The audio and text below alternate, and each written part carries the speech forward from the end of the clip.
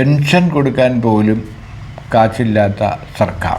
അങ്ങനെ പിച്ചച്ചട്ടി എടുക്കുന്നതിന് സമാനമായ അവസ്ഥയിലാണ് സർക്കാരിൻ്റെ സാമ്പത്തിക സ്ഥിതി.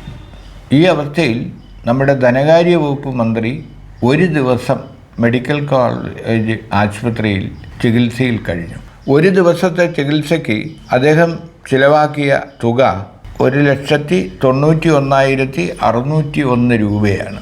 ധനവകുപ്പ് അദ്ദേഹത്തിൻ്റെ ഈ ബിൽ അനുവദിച്ചുകൊണ്ട് ഇറക്കിയ ഉത്തരവാണ് ഈ കാണുന്നത്. അപ്പോൾ ആലോചിച്ച് നോക്കൂ, മുണ്ട് മുറുക്കി എടുക്കണം, ചെലവ് ചുരുക്കണം എന്നെല്ലാം ജനങ്ങളെ ആഹ്വാനം ചെയ്യുന്ന, ജനങ്ങളെ ഉത്ബോധിപ്പിക്കുന്ന സർക്കാർ അതിൻ്റെ സൂക്ഷിപ്പുകാരനായ ഖജനാവിൻ്റെ സൂക്ഷിപ്പുകാരനായ ധനമന്ത്രി ഒരു ദിവസം മെഡിക്കൽ കോളേജ് ആശുപത്രിയിൽ ചികിത്സ നടത്തിയതിന് ഇത്രയും വലിയ തുക എഴുതിയെടുക്കുക എന്ന് പറഞ്ഞാൽ ഇതാണ് ധൂർത്ത്. അപ്പന് എന്തുമാകാം എന്ന് പറയുന്നത് പോലെയാണ് ധനമന്ത്രിക്ക് എന്തുമാകാം എന്നതിന് ഉദാഹരണമാണ് ഈ സംഭവം. നിങ്ങൾ ആലോചിച്ച് നോക്കൂ, ധർമാശുപത്രി എന്നാണല്ലോ പറയുക. ആരോഗ്യരംഗത്ത് കേരളം ലോകത്തിൽ തന്നെ ഒന്നാമതാണ്. ഏറ്റവും കുറഞ്ഞ ചിലവിൽ ചികിത്സിക്കാം, ആധുനിക ചികിത്സാ സൗകര്യങ്ങളുണ്ട്. കോവിഡിനെയും നിപ്പയെയുമൊക്കെ നമ്മൾ പടികടച്ച് ഓടിച്ചതാണ്.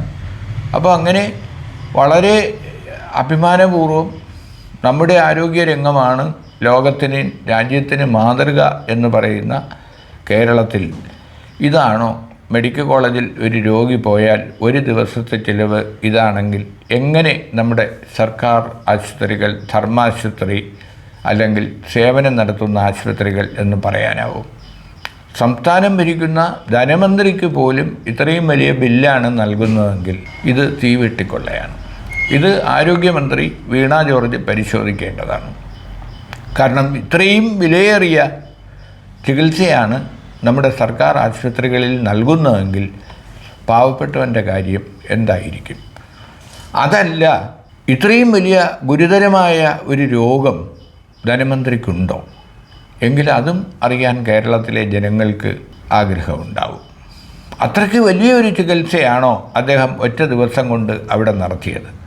ഇത്രയും ചിലവേറിയ ഒറ്റ ദിവസം കൊണ്ടുള്ള ഒരു ചികിത്സ, അതിന് ഇത്രയും ഭീമമായ ഒരു തുക.